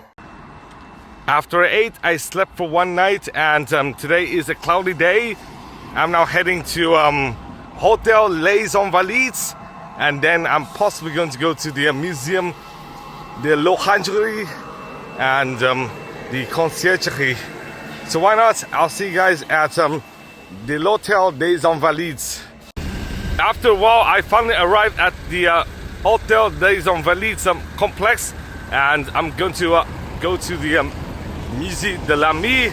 And fun fact, the Hotel des Invalides includes the Musée de l'Ami, Napoleon's tomb, and adjacent to it, Musée Rodin, of which that museum features Auguste Rodin's works and sculptures. I'm now heading directly to this entrance, and in this building you'll see Napoleon's tomb. I'm currently at the Hotel des Invalides complex, specifically at Napoleon's tomb, and here are some fun facts. It's a complex of buildings which feature Napoleon's tomb and an array of French military history museums, a cathedral of Saint-Louis des Invalides, aka a French military cathedral, and a hospital and old soldiers retirement home, which was the original purpose. It is adjacent to the royal chapel known as the Dôme des Invalides, the tallest church building in Paris at a height of 107 meters, which features Napoleon's tomb, and also where we are currently at. It was built in the Baroque style between 1671 and 1706 and inaugurated in 1678, long before Napoleon was born. It was designed by Michel Bouant and Jules Hadouan Mansart under Louis XIV's orders to create a home and hospital for the aged and disabled, the veterans of his many military campaigns. As for Napoleon's tomb, it is kept slightly under the dome to keep the remains of Napoleon following the repatriation from St. Helena to France in 1840. It was only completed 2 decades later and inaugurated by Emperor Napoleon III, yes, Napoleon's nephew, in 1861. After its promoter Louis Philippe I, architect Louis Visconti, and main sculptors James Pradier and Pierre-Charles Simat had all died in the meantime. Here are some fun facts about Napoleon himself. He was born in Ajaccio, Corsica in 1769, which was incorporated into France just a year before in 1768, following the Treaty of Versailles, of which it is still in France to this day. He rose to prominence as a military leader during the French Revolution, espousing Enlightenment ideals, but later crowned himself as emperor in 1804, so he became an autocrat and enlightened despot. He conquered much of Europe, but because of Russia's scorched earth policy, despite invading Moscow, he was forced to retreat, which marked the beginning of the downfall for Napoleon. He was then defeated in a coalition between Britain, Prussia, Austria and Russia, and he was forced to capitulate. He was exiled to Elba Island, escaped just a year later, attempted to regain power during the 100 days in 1815, was defeated once more, and was exiled to a remote Atlantic Ocean island of St. Helena, where he died in 1821. And 1814 marked the beginning of the Bourbon Restoration. Over there is the tomb of Napoleon, and even though Napoleon is a polarizing leader because he was an enlightened despot, Adolf Hitler, meanwhile, is unequivocally regarded as evil and is completely controversial. So that meant even though Adolf Hitler admired both Napoleon and Frederick the Great, none of these two previous leaders would have admired Hitler if they lived to see Hitler rule Nazi Germany. Over here is the St. Augustine Chapel, and this is a tomb of Joseph Bonaparte, the older sibling of Napoleon and King of Spain. And yes, Joseph Bonaparte was installed by Napoleon himself to become the King of Spain. And over here is where I believe the cathedral is, and the interior is quite ornate, just like any European cathedral. But why not? I'm going to check this, which I believe is Vauban. This specifically is at the Sainte-Therese Chapelle, and this is a tomb of Marshal Vauban from the 17th century under Louis XIV. This room is the Saint-Ambroise Chapel, and it houses the bronze tomb of Marshal Foch, who was active during the mid to late 19th century and early 20th century. And over here is what the chapel looks like. Over here specifically is where the Saint Louis Cathedral is, and it is a military cathedral named after Louis IX, who was a medieval ruler of France. And if you were to go straight, you would see the St. Gregory Chapel, of which the scenes painted by Gabriel François Doyen between 1765 and 1771 evoke the life of St. Gregory, one of the fathers of the Christian Church.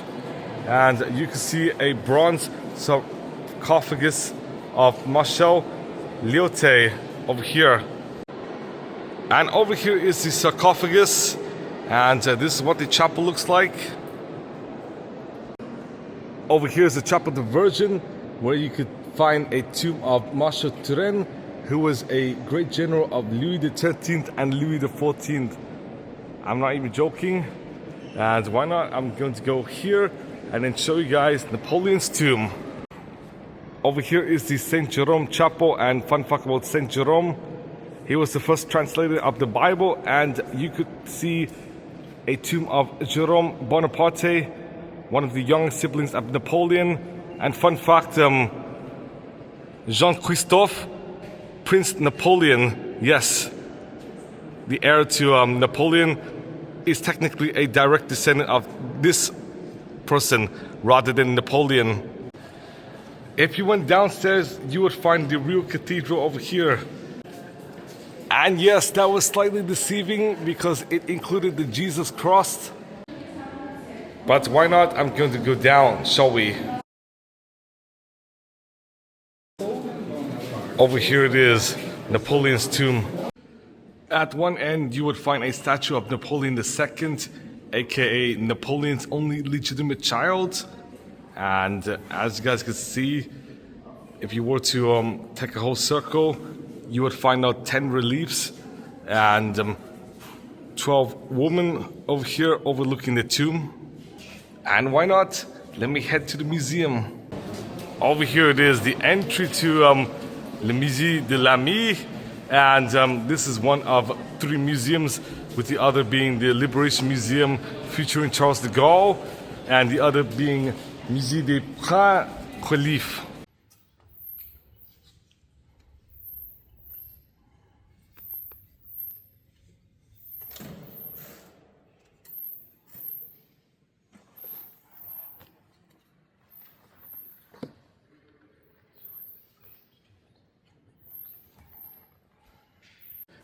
I exited the St. Louis Cathedral, and why not?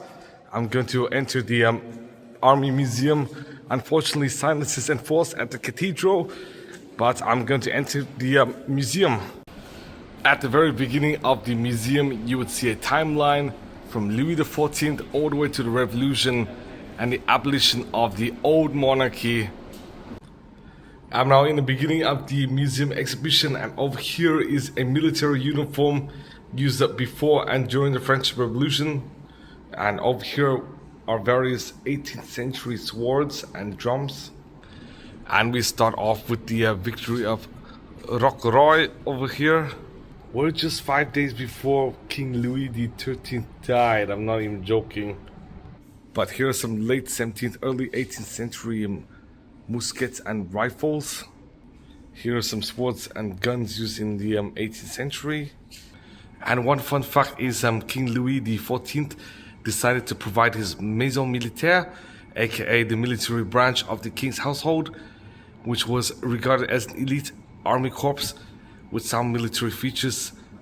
Discipline intensified its numbers, and recruitment criteria were specified from 1665, when the uniform became mandatory for its cavalry corps, and it was finally organized in 1690. And another fun history fact, according to tradition, the first company of musketeers of the Maison du Roi was created in 1622 by Louis XIII from a group of carabines, aka cavalry troopers, armed with rifle barrel carbines, organized into a cavalry company armed with matchlock muskets. They were dissolved in 1646, and then the company was then recreated in 1657 and permanently integrated to the Royal Guard. Over here is a musketeer from the first company, and over here is a musketeer from the second company, and both pictures were taken in the mid-18th century. As the infantry gained importance on the battlefield, the numbers and tactical use of the cavalry decreased compared with the role they had until the 16th century. But over here is what the museum looks like. And you could go around and see a wide array of guns, swords, and other weapons and artillery. And of course, here are some more military uniform, specifically from the 18th century. And here are music instruments used during battle and in the army. One of the major conflicts is the 7 Years' War, which preceded the American Revolution, but was a pivotal turning point because Britain gained more territory whilst France lost some territory. And ironically, despite the fact years before France went to war with Austria, this time France allied with Austria. And here's some military equipment. Over here's a legend. And this is what the alliance map looked like. And over here were two marshals who overseen the 7 Years' War. There is even a section dedicated to the American War of Independence. And fun fact, next month will be the 250th anniversary of the US Declaration of Independence. And now we're finally in the wing called the Revolution and the First French Empire. Given the fact throughout the 1780s there was political and financial and social problems, this created a perfect storm wave for the proletariat to steal guns and storm the Bastille, ransack it, and steal some gunpowder, which culminated in the French Revolution. Over here were swords and guns from the Revolution. And even though France was a tumultuous republic during the late 18th century, it still managed to expand. This is the map from 1796, and this is the map from 1802. And over here is a short profile of Napoleon and some of the weapons used during his years in power. And over here it is. Napoleon declared himself emperor in 1804. And you can see a coronation image over there. In 1805, the Third Coalition was formed as Russia, Austria, and Sweden and Naples joined with England against France. But still that same year, the Battle of Austerlitz proved to be a decisive victory for Napoleon, and Napoleon would then conquer much of Europe all the way until 1812 when he was being pushed back by Russia due to their scorched earth policy of burning their cities and their crops. And with Napoleon's reign comes the Imperial Guard, which was built up in 1804 from the Consular Guard. The Imperial Guard was a crack corps directly commanded by Napoleon. First charged with the Emperor's safety, it also served in battle, first as a reserve corps and from 1814 as a real battle corps. And over here is some uniform of the Imperial Guard. In this room you would see the military hierarchy with Napoleon at the top and major leaders being shown here. And over here some military artifacts. Over here would be a typical sleeping arrangement. And even though the French mistakenly measured Napoleon as 5'2", in reality he was around 5'7", so 1.7 meters. About 170 centimeters tall for reference. But of course the average height for a French male today is somewhere around 175 centimeters. By 1808, Napoleon might have been an infallible leader. In fact, it is wrong because in 1808 he faced setbacks in Spain, and the most notorious of all is in 1812 during the winter months. Yes, the last few months of 1812 when his army was effectively wiped out in Russia. The disaster reinforced the determination of the enemies of France. For the first time, they all joined the coalition: England, Prussia, Austria, Russia, and Sweden. Napoleon's empire collapsed in 1813 after the defeat of Leipzig, and in 1814, Napoleon I abdicated in Fontainebleau and was sent into exile in Elba. Over here is Napoleon at Fontainebleau. He does look quite defeated, to be honest, based on the image and the body posture. Over here is even more, from 1815 all the way to the Third Republic. Even though the Bourbon Restoration started in 1814, Napoleon marched with 1,000 troops into France and tried to regain the crown. And therefore, the Second Restoration happened in 1815, 100 days after Napoleon attempted to seize power. And over here is a military uniform from this era, and even more uniform. And after 1815 and the Battle of Waterloo, Napoleon was exiled to St. Helena, where he lived as a prisoner until his death. He was met with surveillance, but he could move around the perimeters, and St. Helena was quite isolated because it's all the way down in the South Atlantic. I'm not even joking. Over here, swords and weapons used during the Bourbon Restoration. And the Revolution of July 1830 put an end to the Restoration, and just a month later, Louis Philippe of Orleans was proclaimed king by the Chamber of Deputies. Over here is a bust of Louis Philippe I. I unfortunately exited the museum, but let me tell you guys about the final moments. In 1848, there was another revolution, and in the end of 1848, Louis Napoleon Bonaparte, aka Napoleon III, was elected the President of the Republic. But then in 1852, he declared himself emperor, culminating in the Second French Empire.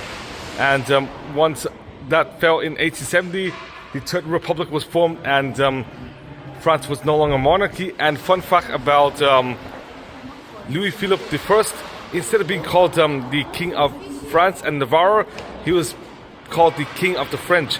And he was the last monarch to hold the title of king. Due to the fact I'm hungry, I'm now looking for lunch. And over here are cannons used during Napoleon's reign. It is now 15:03. I'm sorry if I took brutally long. I was kind of tired this morning as I only slept 2 hours. I'm not even joking. I'm currently at the McDonald's now, and over here is my meal. Like extreme rosti, filet of fish, fries, and a drink. The drink is a Fanta, 40 centiliters. I finished eating McDonald's, and now I'm on my way to the Musée the l'Orangerie, which closes tomorrow but it's open today. And the reason why I go to l'Orangerie instead of Musée d'Orsay is because today Musée d'Orsay is closed. And over here is the Madeleine Church. I'm not even joking. It is built in a new classical style. Over here is the schedule pertaining to music concerts inside this Madeleine Church. Unfortunately, I'm not going to go to any because I'll be leaving Paris tomorrow on the 9th. But anyways, just before arriving at l'Orangerie, why not? I'm going to go up here to show you guys.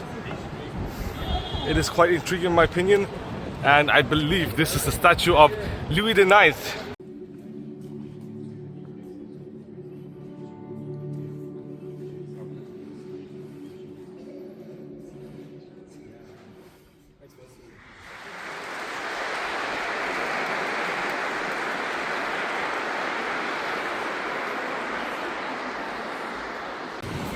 I just exited the Madeleine Church. Unfortunately, I could not talk whilst in the church as there was a concert.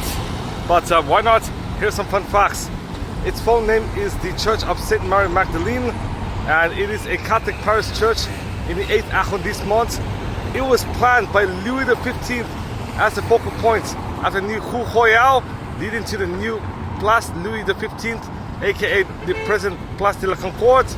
It was dedicated in 1764 by Louis XV, but work was halted due to the French Revolution.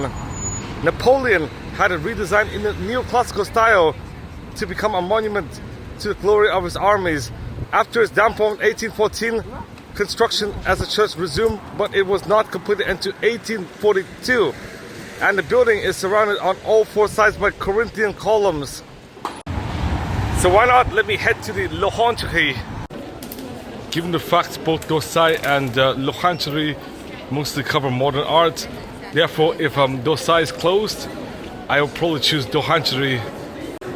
But why not? Let's start with floor 0, aka the Water Lilies by Claude Monet, and then we're going to go down to -1, -2 levels. Since 1852, the Orangerie's greenhouse has stood in the heart of the Tuileries Garden alongside the Seine. Nearby, the obelisk of Place de la Concorde to the west heralds the Champs-Élysées Avenue, whilst the gardens are framed by the Palais du Louvre to the east. The Rue de Rivoli borders the north side before continuing as far as the Marais. Originally intended to house the orange trees of the Tuileries Palace destroyed in 1871, the Orangerie was later transformed into an exhibition space. In 1922, the Impressionist artist Claude Monet chose to install his final work here.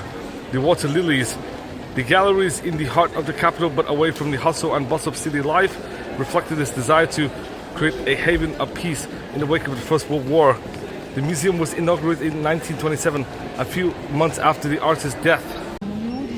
Over here are two photographs of Claude Monet, and the left image is one example of a water lily painting by Claude Monet.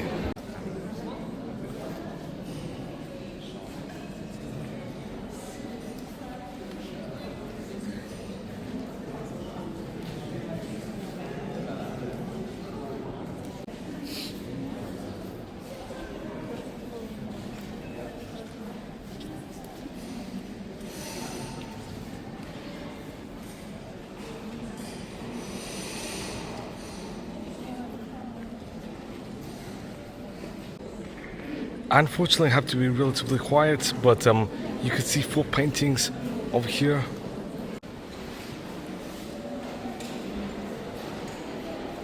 If you wanted to know what that painting was, it is the Sacré Cœur, which was drawn out in 2025, just last year, by contemporary artist Alexandre Lenoir. And guess what? He was born in 1992. Yes, I'm not even joking. It is super recent.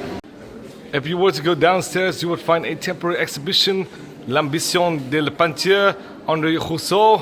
And you guys might know who Jean-Jacques Rousseau is. He was a philosopher, writer and composer from the 18th century. But Henri Rousseau was from the 19th and early 20th century. and he lived to the same age as Jean-Jacques Rousseau. Both lived to 66, but the thing is, Henri Rousseau was a post-impressionist painter, and he painted in the naive and primitive styles. And I'll show you guys his artwork over here. Over here is his self-portrait.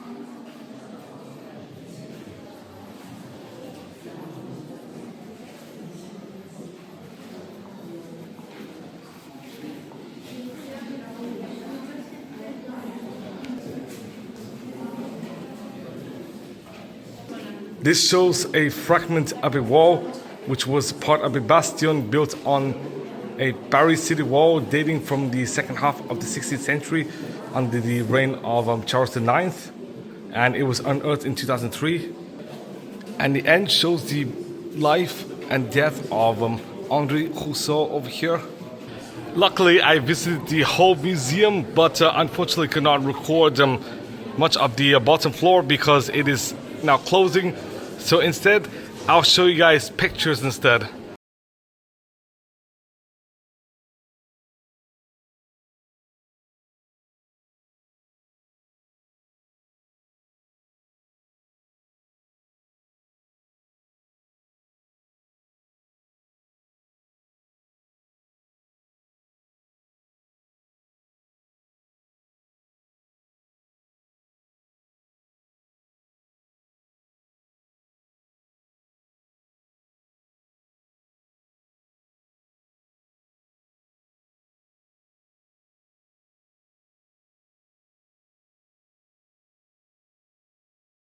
But unfortunately, given the fact the concierge here also closes at 6, therefore I'm going to visit the Sainte-Chapelle adjacent to the conciergerie, and then I'm going to return to the Tuileries Garden and Place de la Concorde and discuss to you guys what they are.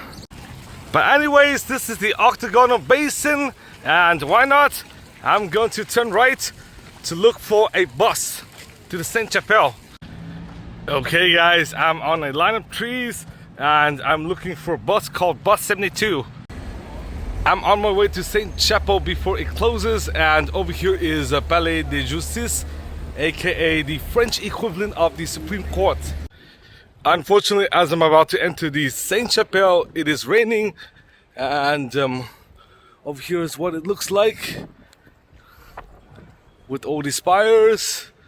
And why not? I'm going to enter. If you want a clear look, here's the picture. I just arrived at the entrance, and this is what the chapel looks like. And you could go upstairs. Okay guys, I'm currently inside the Sainte-Chapelle, and it is extremely ornate. You can see all the stained glass all around, and this is what the roof looks like. It is extremely beautiful and exquisite. And you can see some paintings as well, so why not? Let me describe to you guys what it is all about before going outside. The Sainte-Chapelle, aka Holy Chapel, is a medieval royal chapel based on the Île de la Cité in the heart of Paris. Construction on the chapel began in the early 1240s, sometime after 1238, under the orders of King Louis IX. It was built in a remarkably short period of about 6 to 7 years and was formally consecrated on the 26th of April 1248. The Sainte-Chapelle is considered one of the highest architectural achievements of the Highland Gothic style, a period of high Gothic architecture. This specific style is defined by an emphasis on extreme structural lightness and maximum illumination. By using clever engineering like external bracing, the architects minimized the stone masonry walls to create vast soaring expanses for 50-meter high stained glass windows. The interior was intentionally designed to feel like a monumental jewelry box or a giant reliquary made of light. Here are some of its functions. It functioned as a royal reliquary, a palace chapel, and a political statement. The chapel was designed on 2 levels to serve distinct religious, political, and symbolic functions. And as for it being a royal reliquary, its primary purpose was to house King Louis IX's extraordinarily expensive collection of Sacred Passion relics, most notably the crown of thorns and a fragment of the True Cross, which he purchased from the Byzantine Emperor Baldwin II. And as for a palace chapel, it was built within the medieval Palais de la Cité, the residence of the French kings. The building split its services by social hierarchy. The richly decorated upper chapel was reserved strictly for the king, the royal family, and the display of the holy relics, and the lower chapel served as a place for worship for the royal palace staff and officers. And as for political statements, beyond a place of worship, the chapel served as a massive tool for political prestige. By acquiring the most revered relics in Christendom and building a magnificent sanctuary for them, Louis IX effectively positioned Paris as a New Jerusalem, elevating the status of the French monarchy and establishing itself as a central leader of Western Christianity. Even though 15 meters might seem short by today's standards, just take it into perspective. This was the 13th century, and building something this tall in a few years is quite extraordinary, to be honest. But anyways, I'll show you guys the outside. Unfortunately, there is some rain, but I'm still going to go out to show you guys the balcony. And this is what the balcony looks like. I'm not even joking. It is quite small, but the conciergerie is adjacent to Saint Chapelle. Over here is a statue of King Louis IX, and down here you could find the remains of elements of the upper parts of the Saint Chapel. Over here. After leaving the Saint Chapelle, I'm finally at the Opera District, and over there is a Cadillac store. I'm not sure if they sell cars over there, but as you guys can see, this is the Opera building, aka Palais Garnier, and it is covered with this facade because there's renovation, unfortunately. But I'm now looking for the Galeries Lafayette Haussmann. As you guys can see, this is a pink Cadillac Lyric, and over there is the Cadillac Vistic, and I'm not sure where the Celestic is, but over there is the Apple Store. Today iOS 27 was released to the general public, and at this exact time is WWDC. I'm not even joking. Yep, WWDC. Over here is the scenery of the city, and over there is the Galeries Lafayette. I might be heading to Apple first. It begins with an easy-to-use setup assistant, where parents can choose exactly what they want to learn. Yes, I'm not even joking. I went at the very perfect time because there is a major event live stream going on in San Francisco. And over here is the Mac Studio. Unfortunately, the Mac Pro has been discontinued, and this year Apple would start to post support from any Intel Macs, so only Apple Silicon will be supported with the latest Mac OS. After spending time at the Apple Store, here it is, the Galeries Lafayette. I'm gonna go in and take a seat. I'm now at the Galeries Lafayette, and here's some fun facts about both the Lafayette and the Palais Garnier. The Galeries Lafayette is an upscale French department store chain with 60 worldwide, 50 stores in France, 5 full-scale and 12 outlet stores in Paris, and many more. The flagship store is located on Boulevard Haussmann, where I'm currently at now, in the 9th arrondissement of Paris, near Opera Garnier, at the corner of Rue Lafayette. It is a 70,000 square meter fashion flagship store. To take it into perspective, it is about as big as many standard US malls, many of which are dying, but this is an absolutely luxurious mall, to be honest. A wide range of brands are available at the store to suit all budgets, from ready to wear to haute couture. The architecture of the store is Art Nouveau, with a remarkable dome and panoramic view of Paris that has made it a tourist attraction of the French capital city. In 1893, Théophile Bader and Alphonse Kahn opened a 70 square meter store in Paris on the corner of Rue Lafayette and Rue de la Chaussée d'Antin, selling novelty gifts. It is relatively humble, to be honest. In 1896, the company purchased the entire building at number 1 Rue Lafayette, followed in 1903 by numbers 38, 40 and 42 on Boulevard Haussmann, as well as number 15 Rue de la Chaussée d'Antin. It is part of Groupe Galeries Lafayette and has been a member of the International Association of Department Stores since 1960. Every Friday, visitors can attend the store's free fashion show at 3 p.m. These events can only be attended if reservations have been made in advance. As for the Palais Garnier, it is also located at the 9th arrondissement and it includes 1979 seats. It was built for the Paris Opera from 1861 to 1875 at the behest of Emperor Napoleon III. Initially referred to as Le Nouveau Opéra de Paris, it soon became known as Palais Garnier in acknowledgement of its extraordinary opulence and the architect Charles Garnier's plans and designs, which are representative of the Napoleon III style. It was the primary theatre of the Paris Opera and its associate Paris Opera Ballet until 1989, when the new opera house, the Opera Bastille, opened at the Place de la Bastille. It is extremely opulent. I'll probably show you guys the entrance, but because the Garnier is not included with the museum pass, I cannot show any tours. I'm now walking around the Galeries Lafayette, and here are some examples of stores. Chanel, Chloe, another Chanel here, and you can see Dome from here. I'm not even joking. This is what the Dome looks like. It is extremely opulent, just like the whole department store itself. It is kind of a quasi mall, to be honest, because it includes several brands. Saint Laurent over here, and I'm now looking for a lift to go down. And there's also Gucci as well, but I'm not going to buy anything.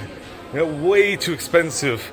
And if I were to import these to the US, I would have to pay exorbitant duty fees. I'm now heading down using the lift, and even the lift is quite well ornamented, to be honest. And if you were to go upstairs, you would find restaurants.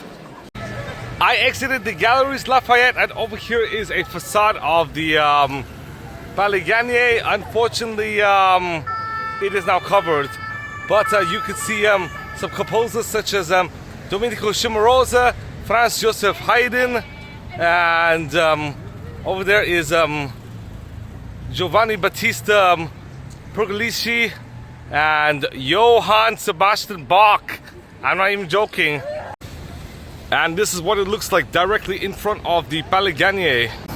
Fun fact, if you zoom up here, you would see Jean-Jacques Rousseau engraved at the Opera House. Despite the fact Jean-Jacques Rousseau was famous for being an Enlightenment philosopher and famous for the book called The Social Contract, he did write some operas. I'm not even joking. But unfortunately, it seemed like the Palais Garnier is closed at this point, and it is barricaded, unfortunately, but it is extremely ornate here. But let me show you guys a Vietnamese equivalent. Over here it is, Hanoi's Palais Garnier. I'm on my way to the capital city to look for water, and I'm now standing at Le Grand Hotel, and look at what I've seen. Yes, a Rolls-Royce Cullinan, and I'll show you guys the license plates.